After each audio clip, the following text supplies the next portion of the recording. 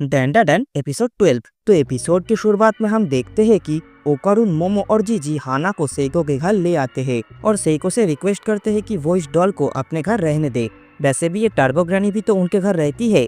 जोसुन turbo granny बोलती है, मेरी तुलना इस डॉल से मत किया करो, ये तो खाना भी नहीं खाती होगी। सेइको पूछती है कि उस तारो का क्या हुआ, जिस पर मोमो बताती है वो वापस अपने स्कूल में चला गया है। उसने कहा कि जब तक खाना ठीक है वो वहाँ पर मॉडल बनकर खड़ा रह सकता है, लेकिन रात में वो हाना से मिलने आया करेगा।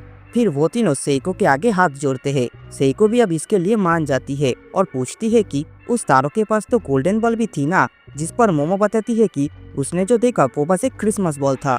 सेइको अब कहती है कि खाने का वक्त हो गया है, तो मोमो ओकारुन को भी खाने के लिए रुकने को बोलती है। इसके बाद जीजी मोमो की तारीफ करने लगता है कि उसके पास तो कितनी कमाल की पावर्स है। इसीलिए सेइको ने मोमो को उसके घर का भूत भगाने के लिए कहा।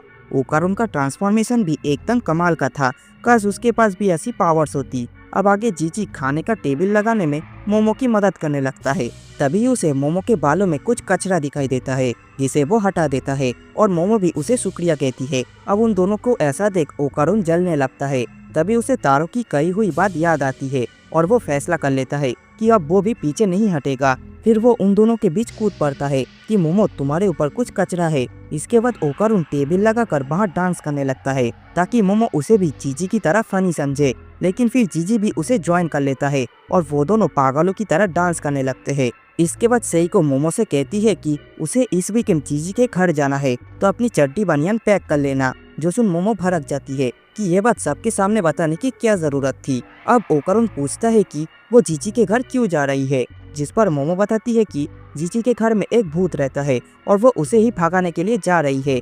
अब ये सब सुनकर ओकारुन भड़क जाता है कि क्या मोमो अकेला वहाँ जीजी के साथ जाने की सोच रही थी, जिस पर मोमो कहती है कि बिल्कुल नहीं, वो ओकारुन को भी साथ चलने के लिए बस पूछने ही वाली थी। अब ये सब सुनकर ओकारुन जोश में आ जाता है और कहता है कि चलो हम जल्द से जल्द उस भूत को भगा देते हैं, जिससे जीजी वापस अपने घर लौट जाए।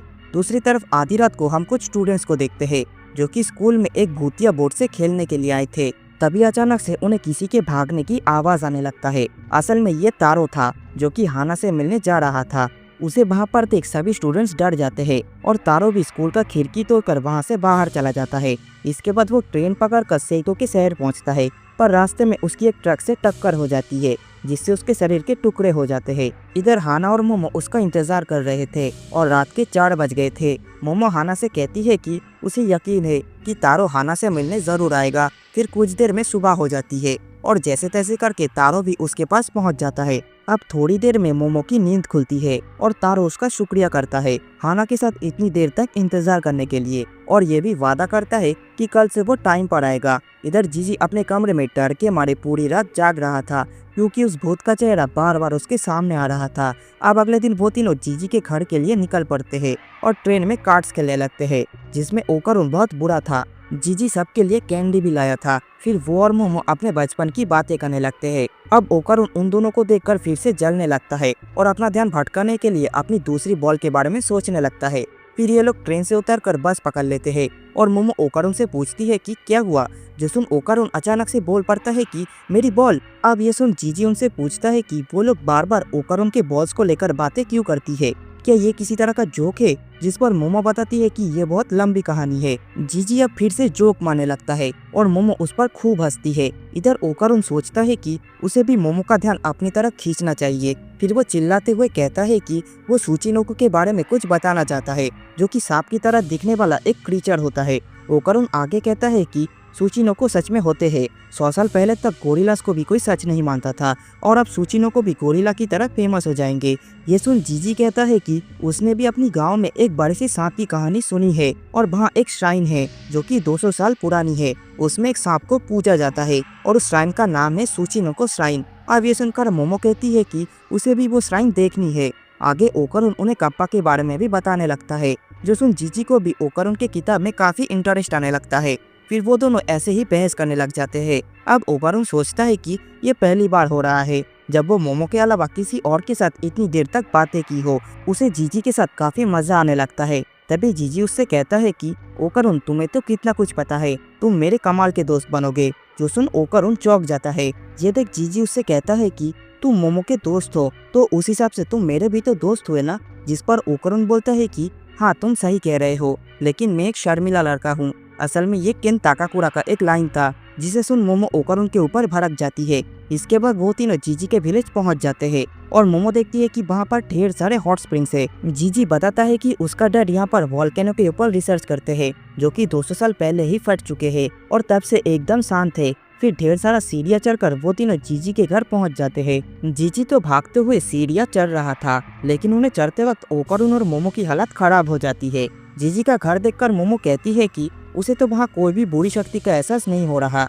तभी ओकरुन जंगल में कुछ नोटिस करता है, लेकिन वो उस पर ज्यादा ध्यान नहीं देता। हम देखते हैं कि जंगल में कुछ लोग थे और वो लोग पूरे रास्ते उन तीनों पर नजर रखे हुए थे। इधर मोमो पूरा घर देखने के बाद कहती है कि वहाँ पर कोई भी भूत नहीं है, शायद वो भूत कहीं छुप गया होगा और रात के समय ही बाहर आएगा, या फिर कोई भूत आकर बहुत कमजोर होता है तो मोमो उसे आसानी से सेंस नहीं कर सकती और उनके लिए छुपना आसान हो जाता है।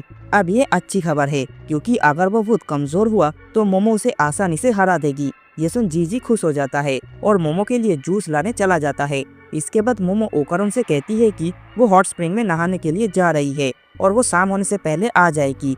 अब मोमो के जाने के बाद ओकरुन और जीजी फुटबॉल खेलने लग जाते हैं, जहां ओकरुन बॉल को ठीक से किक भी नहीं मार पा रहा था। पर वो सोचता है कि अगर उसने कोई ट्रिक सीख ली तो वो मोमो को दिखाकर उसे इम्प्रेस कर लेगा। तभी अचानक से जीजी ओकरुन से पूछता है कि क्या वो मोमो को लाइक करता है, जो सुन ओकरुन शॉक हो जाता है। इधर मोमो हॉट स्प्रिंग में बैठकर सोच रही थी कि अच्छा हुआ वो वहाँ से आ गई। अब जीजी और ओकरुन के बीच अच्छी दोस्ती हो जाएगी। वैसे भी ओकरुन का उसके अलावा और कोई दोस्त नहीं है। इधर ओकरुन जीजी से कहता है कि मोमो उसका पहला दोस्त है, इसीलिए वो उसका बहुत रिस्पेक्ट करता है। अब जीजी कहता है कि उसे तो मोमो के चेहरे और पर्सनैलिटी से बहुत प्यार है, जो सुन ओकरुन भी बोल पड़ता है कि उसे भी मोमो से प्यार है। इसके बाद वो दोनों लड़ाई करने लगते हैं कि कौन मोमो से ज्यादा प्यार करता है। जीजी कहता है कि वो मोमो का चाइल्डहुड फ्रेंड है, इसीलिए वो जीत गया। तभी ओकरुन को भी याद आता है कि एक बार गलती से उसके और मोमो के बीच किस हो गया था और ये सोचकर वो शर्माने लगता है। इधर मोमो अब पानी से बाहर निकलने लगती है, लेकिन तभी दरवाजा खोलकर कुछ आदमी अंदर आ जाते हैं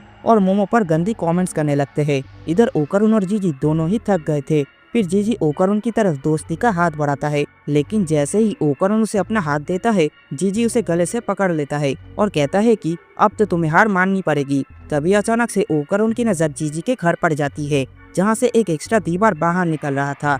ये देख जीजी को भी लगता है कि उसके घर में एक दीवार ज्यादा है और उसके पीछे जरूर कोई सीक्रेट कमरा है। दूसरी तरफ एक आदमी मोमो से पूछती है कि क्या तुम यहाँ पर अकेली आई हो, ये तो मेल और फीमेल दोनों के नहाने की जगह है।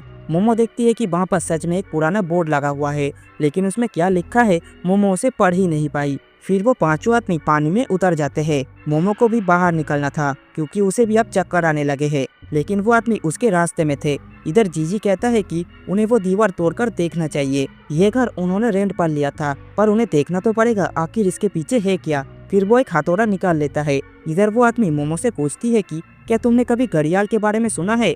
ये वो लोग होते हैं जो अकेली लड़की को देखकर उसे टारगेट करते हैं। इसके बाद वो सभी मोमो की तरफ बढ़ने लगता है। ये देख मोमो सोचती है कि क्या वो अपनी साइकिक पावर से इन सब से निपट पाएगी। फिर वो उन पर अटैक करने की सोचती है, पर तभी एक आदमी उसका हाथ पकड़कर उसे पानी में डुबा देता है। वहीं दूसरी तरफ जीजी हथौड़े से उस दीवार में एक छेद कर देता है। छेद में से उन्हें एक सीक्रेट कमरा दिखाई देता है, जो कि हजारों तालिस्मान से भरा हुआ था। जो देख ओकरुन और जीजी चौंक जाते हैं और इसी के साथ डंडाडन का पहला सीजन भी यहीं पर खत्म हो जाती है। तो दोस्तों ये वाला सीजन आप सभी को कैसा लगा कमेंट करके जरूर बताना, और आज का एपिसोड अच्छा लगा हो तो लाइक एंड शेयर जरूर कर देना। चैनल पर नए हो तो सब्सक्राइब करके बेल आइकन को भी दबा देना। मैं मिलता हूँ आप लोगों से अगली बार, तब तक के लिए गुड बाय।